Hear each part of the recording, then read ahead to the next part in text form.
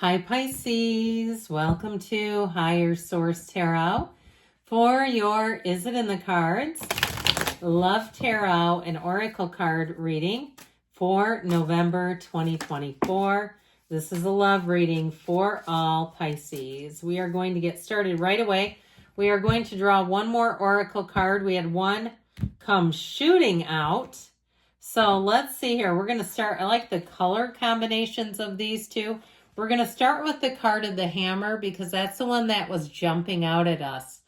Sabotage and rebuild. Persistent, working on it, repairing.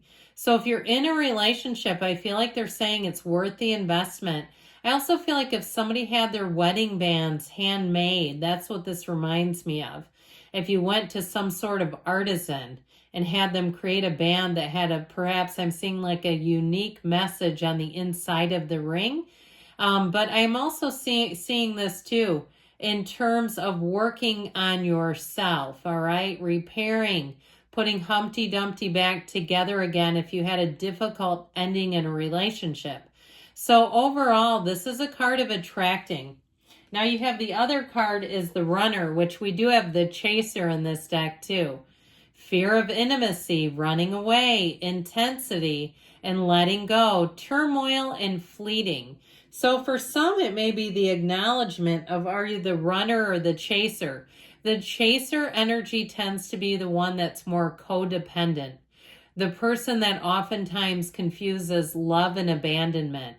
A love for abandonment or vice versa. And so if you're the one that tends to run away where you get, and Pisces doesn't like to be chased. I've had some dealings with them. They don't tend to enjoy it. I have a son who's actually an Aries sun, and he's the same way. He does not like being cornered and chased. It just does not, it's not a good idea.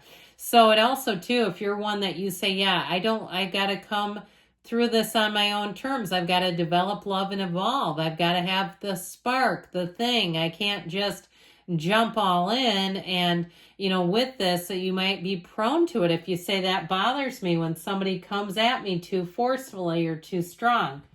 So let's see here what the tarot can tell you. 3 cards to represent your energy, 3 cards for the person you're attracting, and 3 cards on the advice.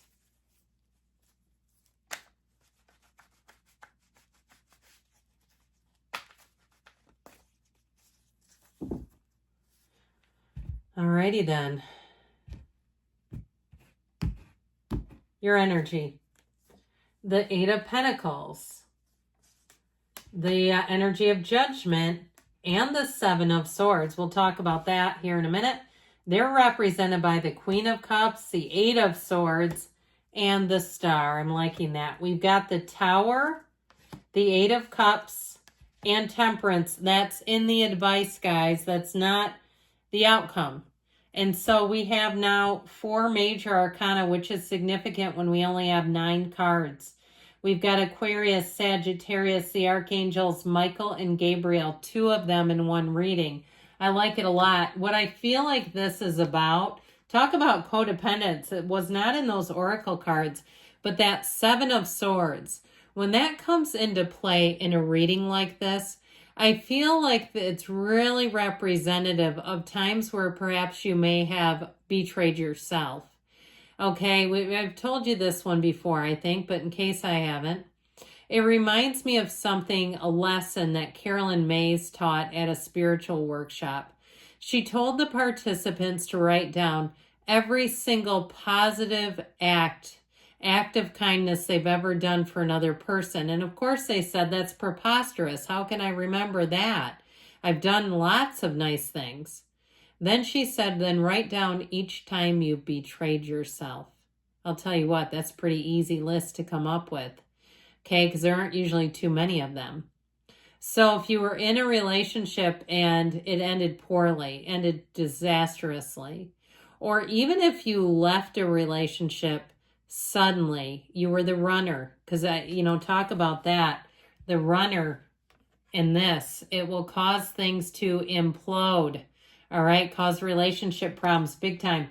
So if you're the runner, and that's what this is about, and the betrayal is even that your heart was in it, but your mind got scared and you said you took off. I feel like with the energy of judgment, you've got self-mastery. You've got a deeper level of understanding. If you've been doing some work, okay, working on yourself, investing in yourself, trying to understand what keeps causing this. With the energy of judgment, I feel like you finally have a tipping point. You have such a depth of understanding, but new behaviors follow. And so with the energy of judgment, you're free of anything that smells like dishonesty or mistrust or fear. With the energy of judgment, they rise up from the coffins of the ego. They're no longer chained or held back by anything that doesn't serve them in this material world. So I do feel like if something had you cagey, that's what I get. Now, even if it was something money related, if you were in over your head financially with something, and you finally recognized it and said, I cannot afford this any longer. It's causing me too much stress. Even if it was something you could pay for, but the upkeep was a lot, I feel like you may have been able to let go of that too. Because that Seven of Swords can be arrogance. It can be a feeling of, deceit on some level. And so if there's been something in your life that you've had to release, I feel like you've done that and the repair work is done. It's really putting you into a place where you can love again. Now, with the Eight of Pentacles, it is about effort. It is about focus. It is about investing in yourself. That Eight of Pentacles, it's like when we're in relationships, it's so easy to lose track of who we are. It's so easy to get focused on the other person's shortcomings and hang-ups. And all of a sudden, the problem is no longer us, it's them. But the real problem is never with you and them. It's with you and them and them. We get out of alignment. So that Eight of Pentacles, I do feel like is a time of reflection, of a deeper understanding. And I feel like, yes, it is in the cards. By the way, I know this gets off to like kind of a deep start. It's like, holy cats. I wasn't looking for all this, but for somebody, it's an embodiment of what's been happening. The cards don't lie. And when they start showing this stuff, there's no value if we just try to spin it into something else. So the person that you are attracting has got a beautiful energy, but there's something with that Eight of Swords. Now, they may have a little bit of codependency too. This might be your chaser with that Eight of Swords, because they have a guilty energy in terms of leaving things that don't work. They have a tendency to stay in things too long. The hairdresser that they can't stand how they make their hair look. The job where they want to call in sick every day, they keep going to it anyway. The car that they hate or the living circumstance that they hate, they keep going to it anyway. That's what that Eight of Swords will do. And so there might be a little bit of an underpinning of that. And if you say, hell yeah, it is. I know who it is. That is my husband. That is my wife, because with the Queen of Cups, that tends to be an energy that will do and do and do and do and do for everybody else, but doesn't put their own oxygen mask on. So we have to be a little cautious there. Now, I think this is a very kind and loving person. Don't get me wrong. They have a tendency to give the shirt off their own back, but then they stand there topless. And so this may be something too where you have to work that out with them, because it feels like it's a source of frustration, okay, that they're giving this. It's like, but you do it to a fault is what I hear. So if it's your current partner, it's coming in loud and clear. But I'll tell you what, with that energy of the Star, this is somebody who knows how to love unconditionally. There's something so beautiful in the way that they love that I do feel like if it's a new relationship and you're kind of wondering about it, you have love here. And with the energy of the Star, it's wish fulfillment. Now, if you're not used to having somebody who loves you wholly and completely and entirely, it might be a bit of an adjustment for you, because that Star card is a revelation. It really is a place of knowing and tranquility and peace and calm.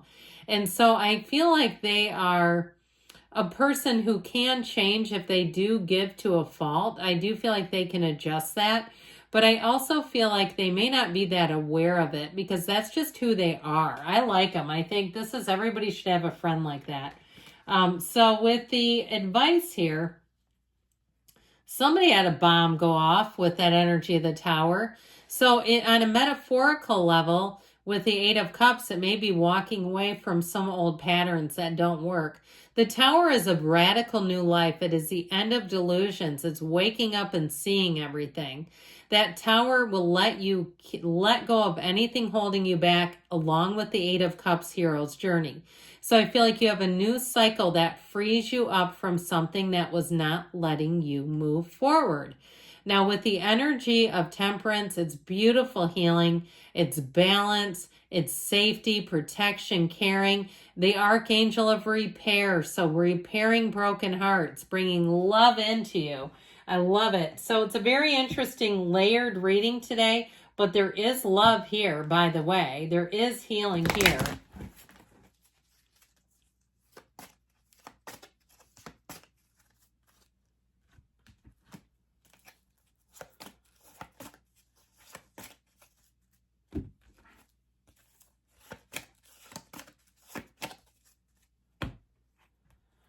If you believe, ask, believe, receive, Pisces, success. That always reminds me of the Chariot. Big happy changes coming in. You're ready, okay? I'm liking it. And choose a new direction. So there might be something about opening up your heart and your mind. Yes, it's in the cards. I love you too, Pisces. And I'll be back again soon.